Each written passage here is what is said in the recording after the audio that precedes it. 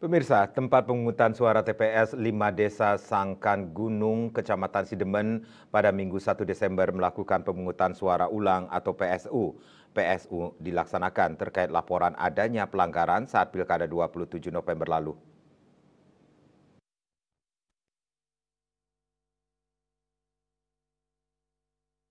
Saat proses perhitungan suara dilakukan dari 395 pemilih yang hadir untuk pemilihan gubernur dan wakil gubernur Bali, pasangan calon paslon nomor urut 1 Made Mulyawan Arya Putu Agus Suradnyana Mulya Pas mendapat 260 suara dan paslon nomor urut 2 Wayan Koster Nyoman Kiri Praste Koster Kiri mendapat 125 suara, sedangkan 10 suara dinyatakan tidak sah.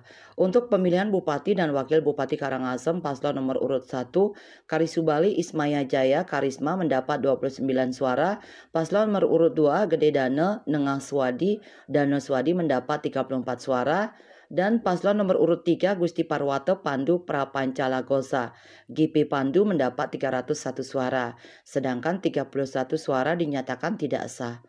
Terkait PSU ini, Ketua KPU Karangasem Iputu Dharma Budiase mengungkapkan pemilihan telah digelar mulai pukul 7 WITA sampai dengan 13 WITA. Budiase mengatakan jumlah pemilih yang ada di TPS 5 Desa Sangkan Gunung, Kecamatan Sidemen ini sebanyak 583.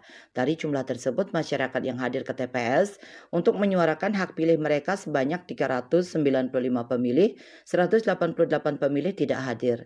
Eka Parananda, Bali Post melaporkan.